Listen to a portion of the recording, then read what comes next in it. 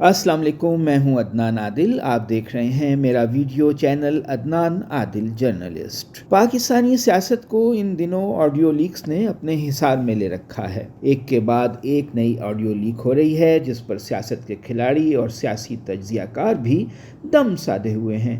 لگتا تو یہی ہے کہ یہ کام اندر کے لوگوں کا ہے، کیونکہ بیرونی خفیہ ایجنسیاں وزیر اعظم کا فون تو ٹیپ کر سکتی ہیں۔ ایسے سافٹ ویئر بھی موجود ہیں کہ واٹس ایپ کو بھی ریکارڈ کر لیا جائے، لیکن پرائم منسٹر ہاؤس کے اندر ہونے والی گفتگو ریکارڈ نہیں کر سکتی۔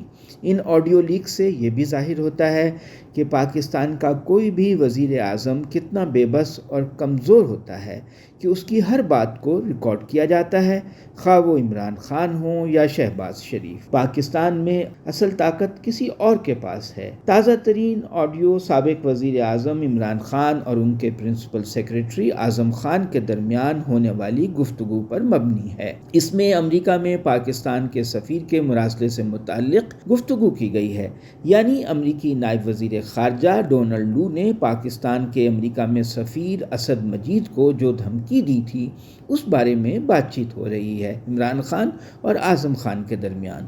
اس آڈیو کا کئی ماہ سے چرچا تھا۔ نون لیگ کے قریب سمجھے جانے والے صحافی انصار عباسی نے اس کے بارے میں جولائی میں بتا دیا تھا۔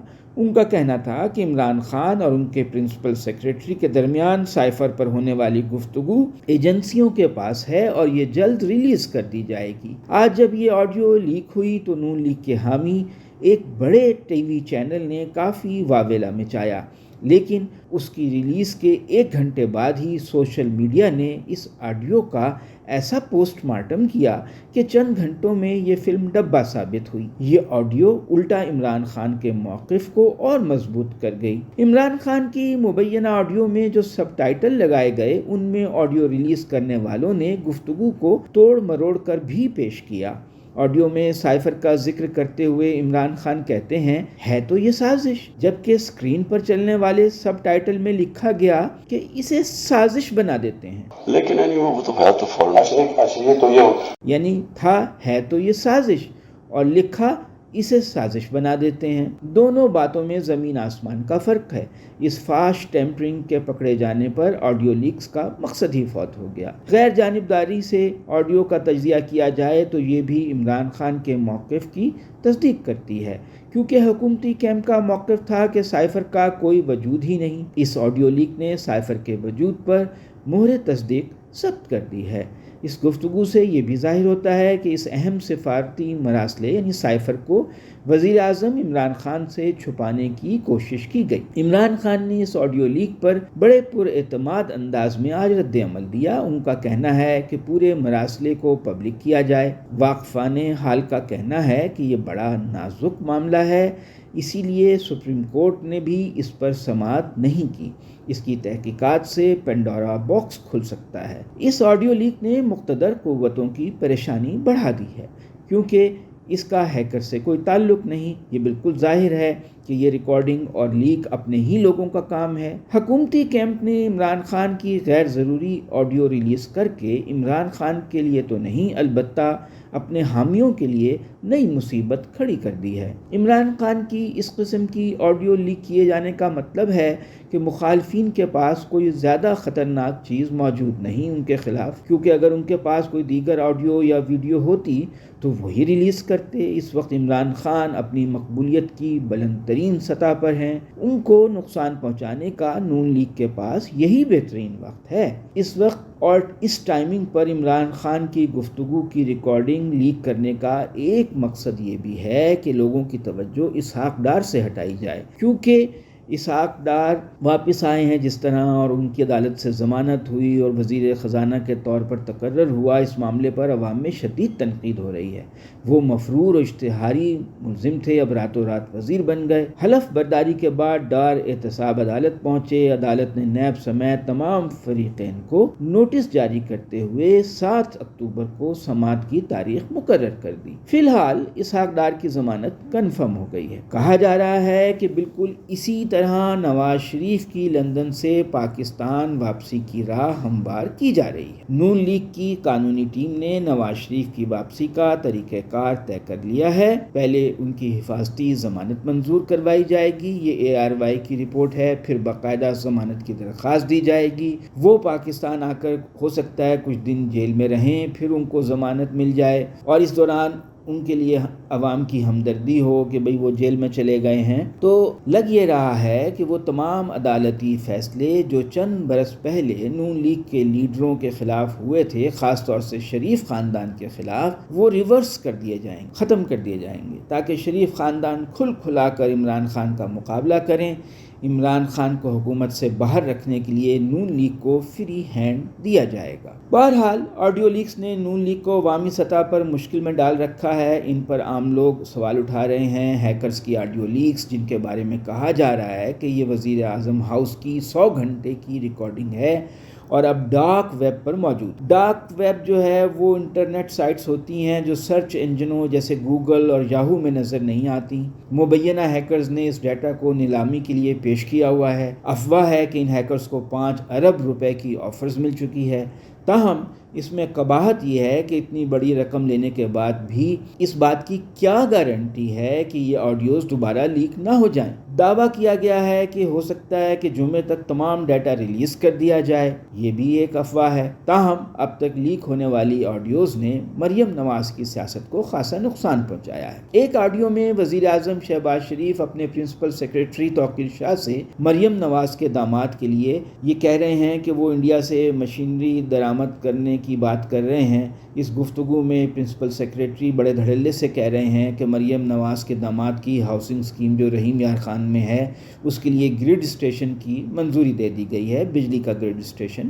وہ دوسرا جو کام ہے نا سر، ان کا میپکو والا جو گرڈ اسٹیشن کی انہوں نے اتحاد پارک بنایا رحیم یار خان میں، وہ ہم کرا رہے تھے۔ 2 کام بتائے تھے۔ پہلا تو میں نے کہا یہ میں بھی لگ جاتا ہوں۔ اتحاد پارک کیا ہے؟ کوئی بہت ہاؤسنگ سوسائٹی بنا رہے ہوں گے سر۔ ایک اور لیک آڈیو میں مریم نواز وزیر اعظم کو کہہ رہی ہیں کہ پیٹرول کی قیمت بڑھانا لازمی ہے، حالانکہ اپنے جلسوں میں وہ کہتی رہیں، قسمیں کھاتی رہیں کہ پیٹرول کی قیمت بڑھانے پر ان کا دل بڑا روتا ہے۔ اس سے ان کے جھوٹ، دھوکہ بازی اور منافقت کا پتہ چلتا ہے۔ ایک اور آڈیو لیک میں مریم نواز شہباز شریف سے کہہ رہی ہیں کہ عمران خان کے پاس ہیلتھ کارڈ کے سوا دکھانے کو کچھ نہیں ہے، اس لیے آپ فنڈز کی کمی کا بہانہ بنائیں اور یہ کارڈ ختم کر دیں۔ شہباز شریف اس تجویز سے اتفاق کرتے ہیں۔